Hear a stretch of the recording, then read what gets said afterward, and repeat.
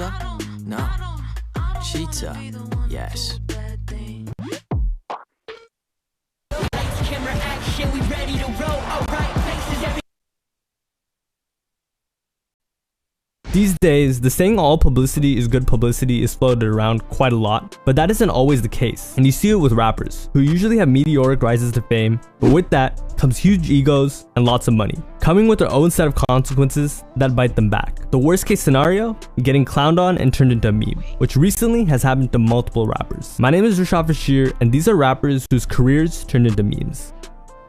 The first rapper who became a meme is none other than the Florida Jit himself, Smokepurpp. Back in 2017 and 2018, Smokepurpp was making waves on SoundCloud, dropping hits like Audi, and after he dropped his first successful debut album, Dead Star, it became clear that he had potential. Not only that, but Purpp would be recognized by A-list artists like Travis Scott, who signed him to his label, Cactus Jack, with Purpp even repping a chain. And later on in his career, Smokepurpp even wrote a #1 song for Kanye West. However, while accomplishing all of these things, Purpp was slowly declining in musical quality, and his teenage fans began outgrowing his music. So it was clear Purpp was losing popularity, and he had to bounce back. So on April 12th, 2019, as a part of his promotion for his next album, Dead Star 2, Purpp flew out to London to do a couple-hour-long interview on the popular hip-hop radio show hosted by Tim Westwood. But little did he know that instead of boosting his career, he was about to start a chain of events that would do the complete opposite. The interview was very awkward, but the real embarrassment was the freestyle. While he was on the show, they had him freestyle, and what Smokepurpp gave them turned out to be one of the worst freestyles of all time. Juice WRLD had done an hour-long freestyle previously on Tim Westwood,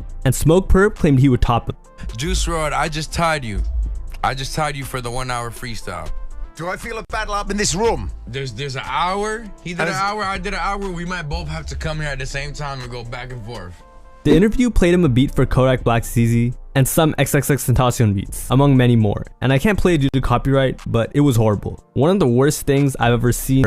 It went viral for how bad it was. He was getting clowned on by everyone, YouTubers, bloggers, people on Twitter, and the comments on the video on YouTube were turned off. The lyrics were awful, the flow was horrible, and he just couldn't hold his own. He also had a horrible freestyle on the XXXTentacion Moonlight beat, where he was just moaning. After he went viral for one of the worst freestyles of all time, Adam22 spoke on the situation and explained Purpp's team was at fault because no one in their right mind would give them the green light for something like that. In the UK, he doesn't have a manager or his team around him or anything really, because if you had anyone on your team, you're gonna have to tell them to scrap that, right? Like anybody who's speaking in your best interest. Like one thing And although during the interview, Purpp said he would give Juice WRLD a run for his money, afterward, he started complaining and lied that he didn't even want to freestyle, saying, you know what I'm saying, I did not want to do that. You know what I'm saying? I feel like I did not have the right to freestyle on Sad and Moonlight. You know what I'm saying? But what's funny is, he still tried to play it off, as later, he began dancing to the freestyle on that same live. It didn't work. And finally, he tried to gaslight everyone, claiming they were dumb for thinking he was being serious. And I was f***ing around, bro. I was just type shit. Like, if you think that shit was serious, you're an idiot. He actually tried to defend himself for years and play it off because of how much he got made fun of. Cause I'm obviously f***ing around. If you think that was serious, then you're.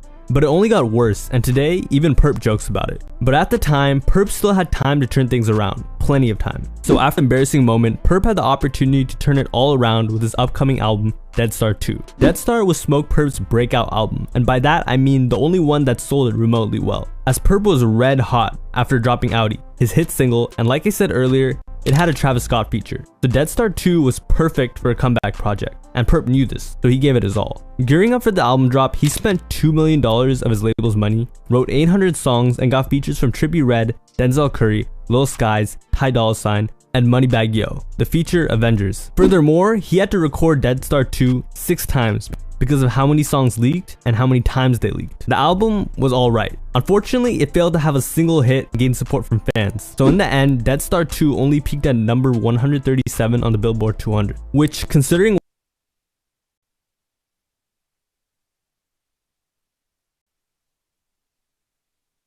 what went into it, was a massive flop. There was one song that could have been a hit, a song called No Problem featuring Kanye West, but due to Kanye's rebrand at the time, he requested it to be taken off, and it was. The song later leaked, and it turned out to be really good. Go check it out. Looking back, it could have been the hit that revived Purpp's career, since he still had hype and fans waiting for him, and believing in him. After Dead Star 2 flopped, Purpp's feelings got hurt after fans began telling him he fell off, so he took to Instagram Live to defend himself, stating, Technically, what's falling off?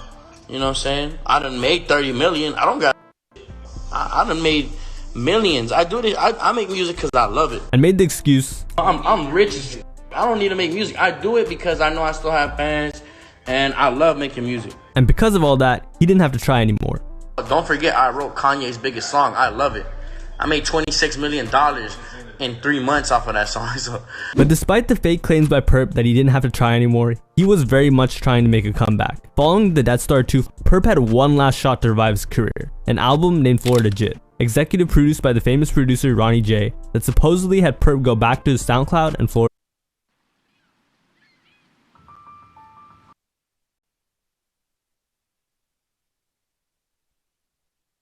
roots. He spent months working and perfecting the album, and once again brought an army of features for his album, from his best friend Lil Pump, Young Nudy, Denzel Curry, Jack Harlow, and Rick Ross. Before dropping the album in an interview, he addressed the claims that he had fallen off. First of all, Smokepurp's music peaked in 2017.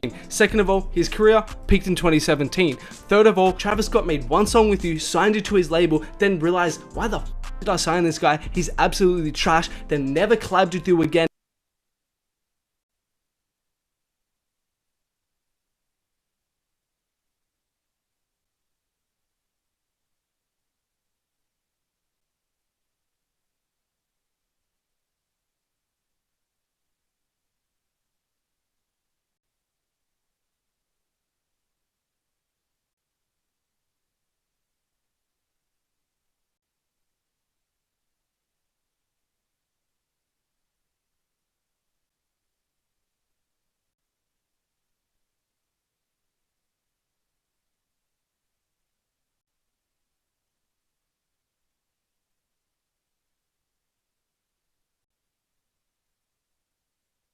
And never so much as said your name again while you were screaming Cactus Jack at every concert.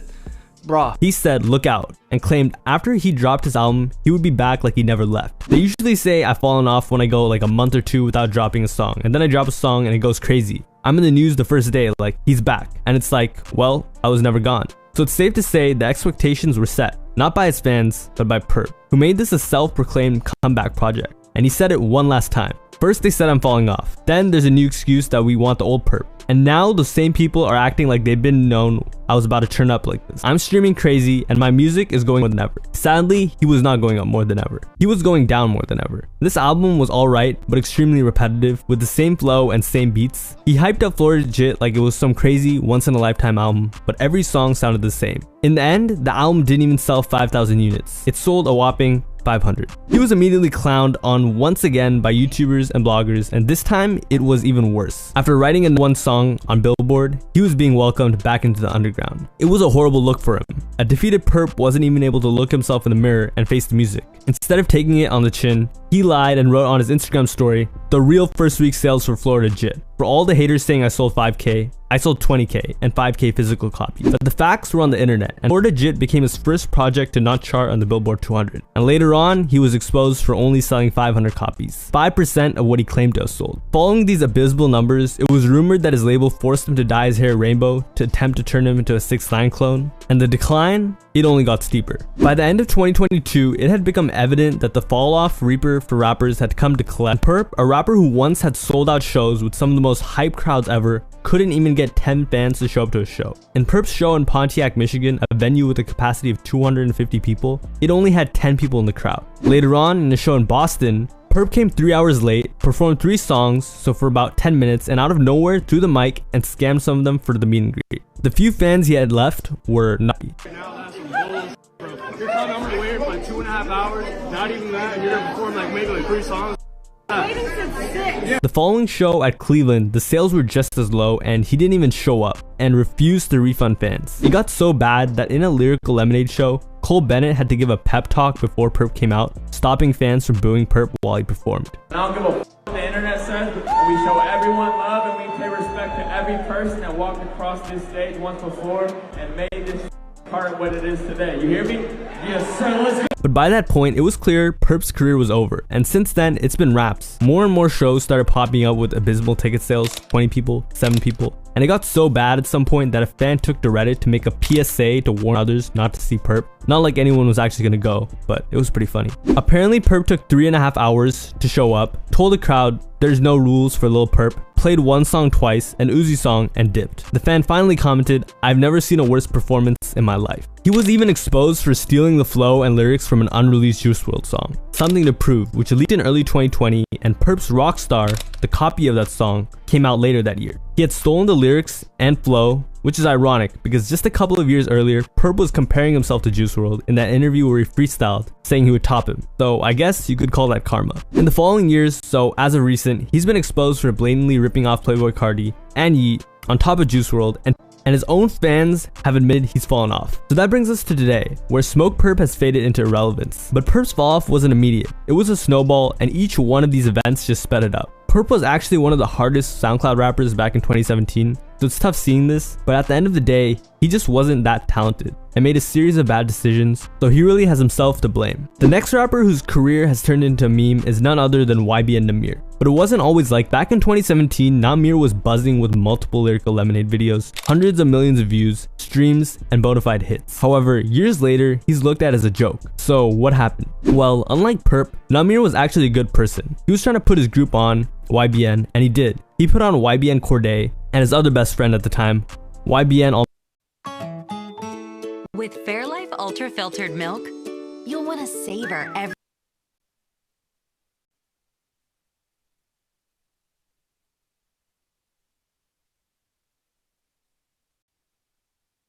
moment.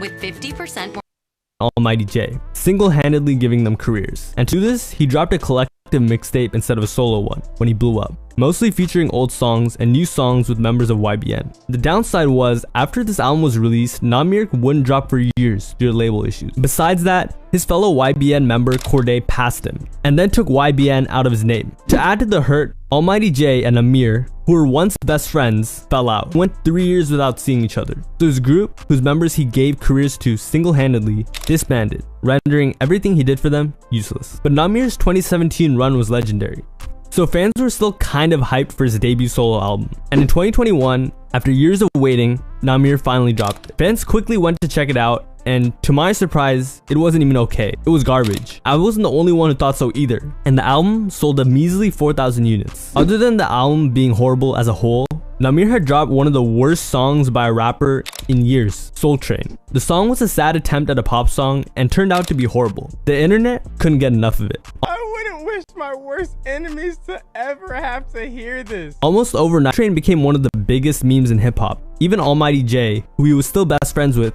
said it was trash. And when Almighty J dissed Nahmir, they fell out and started beefing. And this just made Nahmir look even worse. Fans already knew Nahmir wasn't really like that, but Almighty J decided to expose him for good. And it started with Nahmir being exposed for not being a Crip. Listen, that's crazy. From GD to wow, that's crazy. And Jay also made a video exposing Nahmir for being fake tough, which became a viral meme. You're not like that, bro. You went live and said you pop. You don't pop. You went live and said you whoop. You don't whoop. You went live and said, know how you get down. Nobody know how you get down. What the is you talking about? So after the Soul Train fiasco and Almighty J exposing him, Nahmir became an easy target for rap fans. The fake gang affiliation just got worse. In an Instagram live, Nahmir was asked by a rapper named Jace how he switched gangs. Nahmir said, "Be the Crip. How I went from GD to Crip, it happened." Bro, what the? There's no way on five. He was a laughing stock. By that time, Nahmir had fallen off so hard he was for paid promotions on Instagram for money.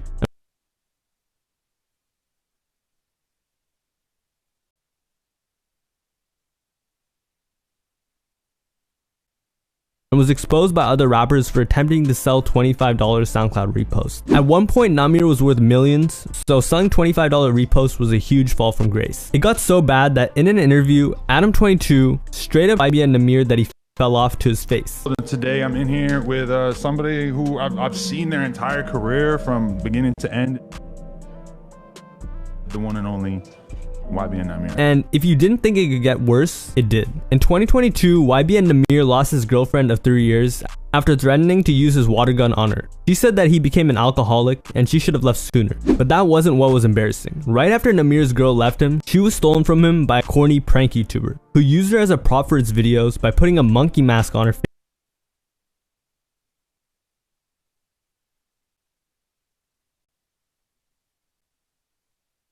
face while they were out in public. Just let that sink in. Is this Namir's? She wearing a mask and like a monkey mask? Oh hell, yo Namir, this clip. This clip. That's her. Oh, this clip, bro. She wearing a monkey mask with a YouTube, bro. I'm gonna tell you why you can't take her back, Namir. The mere fact he got her wearing this mask on a date in public, that is so demeaning.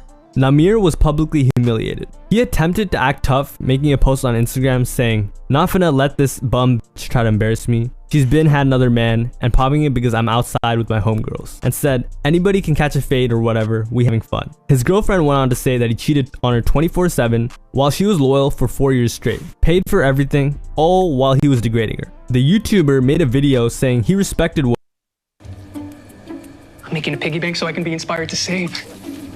Start with BMO for a more solid way to save. We give you a cash reward every month to keep you motivated. Wow. What's your muse? woman, meaning he would treat Namir's ex better than him. But instead, he turned Namir's girlfriend wearing a monkey mask into a series, got millions of views off of her, a lot of money, and then got rid of her. Namir looked like a fool.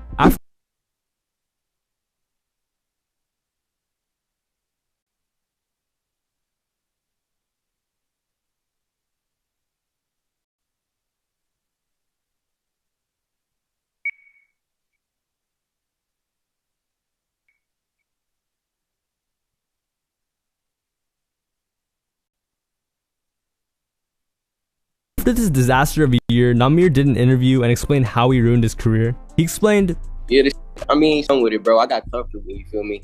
Like, you feel me? I really stopped going to the studio. I stopped doing shows. I stopped doing hell shit, and I just really spent time with my girlfriend, my mom." And blamed his girlfriend for falling off. Like, I enjoyed the 4 years with her and all that shit, but I feel like me putting her first before my career and before everything that I was supposed to be doing was the mistake. And said after he saw her with a monkey mask on, he realized his mistake. You brought her on red carpets, you treating her like a queen. I'm like, yo, because bro, the had a mask on. I said, what the? But it was too late. Namir fallen off, and today is a laughing stock, broke, and his ex-girlfriend is now more successful than him. However, if you think what he did was dumb, just wait till you hear what the next rapper in the series did. Today, YK Osiris is well known for being one of the most clowned on rappers in the social media space, after his shenanigans have been around for a couple of years. But right before that, YK was actually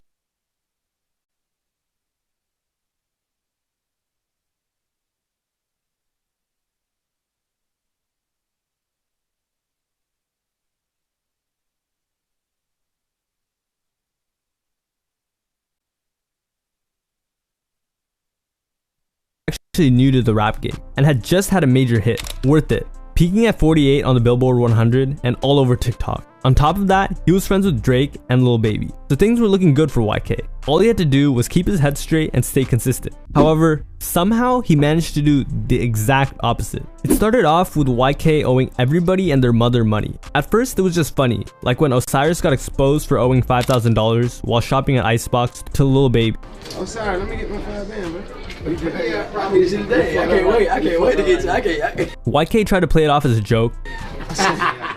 Right now. He's so funny. He's so funny, man. But Baby made it clear he was annoyed. Go up and down. What up right now? Don't worry about it. Man, this is so rich, man. Wait on you. And his bets got bad fast, especially when he began hanging out with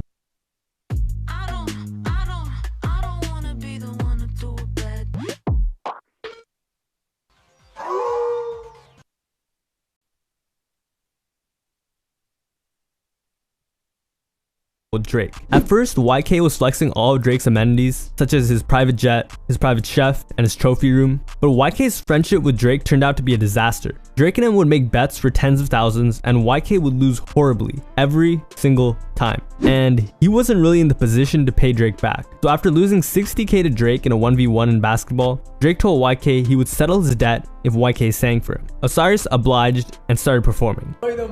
You owe me 60 bands? And you have to perform the song right now in the crib. What are we talking about? What are you talking about? I'm giving you an out. I'm not Baby. I'm not Boosie. You don't owe me no 2 rags, 5 rags. You owe me 60 bands. I'm playing the song right now. You ready? I need you. I need a full. You won't owe me no money right now. I swear. Drake just had a good laugh. Yeah, pretty funny. Drake even had YK doing sit-ups on Air Drake and donated to Aiden Ross's stream, telling YK to pay up, saying, "Better not gamble all my money away." And pretty soon, YK would just start annoying Drake. His social awareness was so bad, he would record himself making Drake mad. He tried to make Drake look bad. You suck. You know you suck, right? Drake finally had enough and snapped. Suck. How many Trash as How many series did you trash as But how many series did you win though? How many games I won? YK was losing bets left and right. Even though little payments like 5K do add up, he was reckless, losing hundreds of thousands in just bets. While hanging out with DJ Mustard, he lost 100K in one bet shooting dice. Look what happened. Money gone. Little stupid.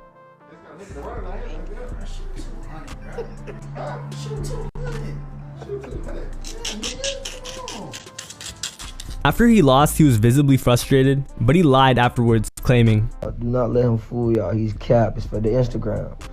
I took almost 20,000 from him and his team. Do not let that fool you.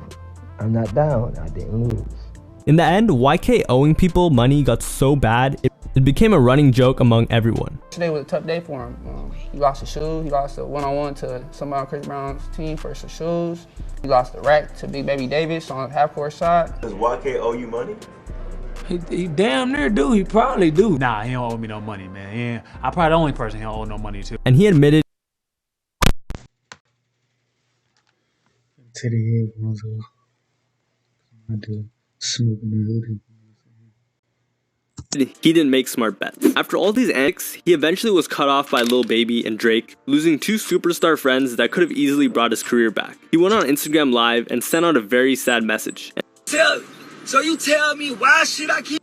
I don't get it. Like why y'all saying like y'all would tell me all the time, but I'm giving y'all explanations. Like, And announced they had cut him off. you can't use Drake with me. You can't use Lil Baby because they don't fuck with me no more. The person I look up to the most, don't fuck with me no more. You see me around Drake in a minute, or Lil Baby, a long time. He said he just wanted to be happy and generous. I just want to be happy. I give. I just want to be happy, man. But during that time, YK was also exposed for lying about covering a family's funeral costs, which is just messed up. After saying he would originally cover the funeral costs for a victim, he was exposed by the victim's family for not paying them a single dime. And this wasn't a good look. So after all these events, you'd think YK would try to be smarter financially. But it just got worse. He'd start flexing his spending on social media to get back at the haters, and this backfired horribly. He decided to buy a set of earrings for $325,000 just to flex them on Instagram. But of course, YK being YK had to figure out a way to fumble the bag, and ended up losing one of them. How did he lose the earring? It was like a $325,000 earring at one point? Like 300,000. Okay, is that On a plane. Yeah, I was sleeping, and it just dropped out. Afterwards, he was distraught, taking to Instagram to say, She's not no cheap earrings. It's a lot of money. Fairlife has 50% more protein, 50% less sugar, and it's delicious. Realtor.com is the #1 app real estate professionals trust. So when you're I'm doing the proper. free independent valuations. Give you a reward for it, whatever you want. and fans clowning on him. My number just got linked and people calling me talking about they found my goddamn earring. Oh, hell nah. Never buying another pair of earrings again. I don't care. Y'all was right, and I appreciate y'all, man. Y'all was right. That was the dumbest shit I ever did. I'm never buying another pair. He became a walking Drewski meme after this. Like, I don't even know what he's doing right here. About you love. You talking about you mine. You talking about you got me, but you stand on my line. Yeah. I'm talking like that. Yeah, I'm him. I ain't gonna lie, that shit was cringy too. After all of this was over, YK did an interview where he spoke about his dumb decisions and how he blew through $1 million in only 8 months. So, how did you spend your first $1 million? Man, I spent that thing quick. Boy, that thing was like within like 8 months. You blew through $1 million in 8 months. Yeah. You're how old at that time? I was 18. 18 years old. To carry on the embarrassment YK would face in 2021, he went viral for a trash fit, and once again became the internet's favorite target in hip-hop. He was clowned on by 21 Savage in an Instagram live. YK told Savage to join the live and see if he was about it in person, and the disrespect that followed was hilarious. Showing my face, bro. Look, bro. Put that material back on your book bag, Osiris, bro. Stop doing that shit. Just put the material back on your book bag, bro. Or your suit. You look like a suitcase, bro. And recently, it's gone just as bad. In 2023, he's already gone into My nigga said you look like a damn suitcase. multiple embarrassing controversies. In the beginning of the year, he was exposed for not paying a barber for a haircut. The barber explained, I charge him $100 for the lineup. This hit me with the, alright, I'm gonna cash app you. I don't think he gonna do me like that. It's just $100. It's not $100K. But in fact, he did. and it shouldn't have been a problem for YK, right? I do it now. I get a haircut every 3 days. Remember how much was it? I was spending one time $500, but now I spend like $250. Ain't no way. Remember when he Instead of making it right, he said he got mad that he was exposed. The final scam was another bet, except instead of a rapper, it was a YouTuber. YK reached out offering the bet. Years ago, like I got a DM from him, 1v1 me for 10,000 basketball, and I was like, oh bro, like I'm so down. Like I'll make a lit YouTube video out of it. Like the YouTuber obliged. Then he beat YK. And like I beat him pretty quick. But YK kept doubling up the bet. And he's like, oh, double or nothing. And I'm like, yeah, like why not? And then I beat him double or nothing. Then he's like, double or nothing. I beat him double or nothing. And in the end, it amounted to quite a lot. It probably was more than 60,000. I lost track, bro, because we played like 5 times. But YK acted like it was nothing and dodged the YouTuber. After he was like, oh, that's nothing for me. Like I could play one show, I get 100,000, and he has me like call his a fake accountant. He left. I never got the money. I hit him, and then he stopped responding. There are even more embarrassing moments with more mainstream rappers like Lil. That's tough. Now you owe Jesser money? That's tough. TJ, Polo G, 6ix9ine, and more. But I won't even get into them. Honestly, YK Osiris's fall off is just a lack of work ethic and poor financial literacy. And whenever I see someone come from a low income background squander the opportunity they were given like YK did and blow through their money, I can't help but feel bad for them. The other 2 rappers in this video were just not great as people. They somewhat deserve getting turned into a meme. But I'm convinced YK just might not be the sharpest tool in the shed. I don't really know how to explain it other than saying that at every fork in the road, YK took the wrong path. You also probably realize I haven't mentioned his music once after Worth It, and that's because everything he's dropped since has flopped. So I guess he never paid Lil Baby back. You want me to wait on your next hit? Yeah, I got this hit. Well, over 5,000, man. I'm waiting on your next hit. Anyways, that's it for this video. My name is Rashad Fashir. Thanks for watching and have a nice day.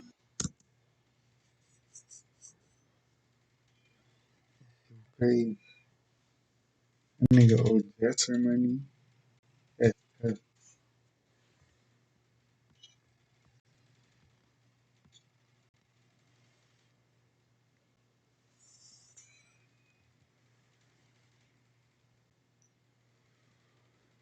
Kids again, stand up. Yes, sir. Yes, sir. Closed up. Ain't talking about easy. No, do a video. Same as me.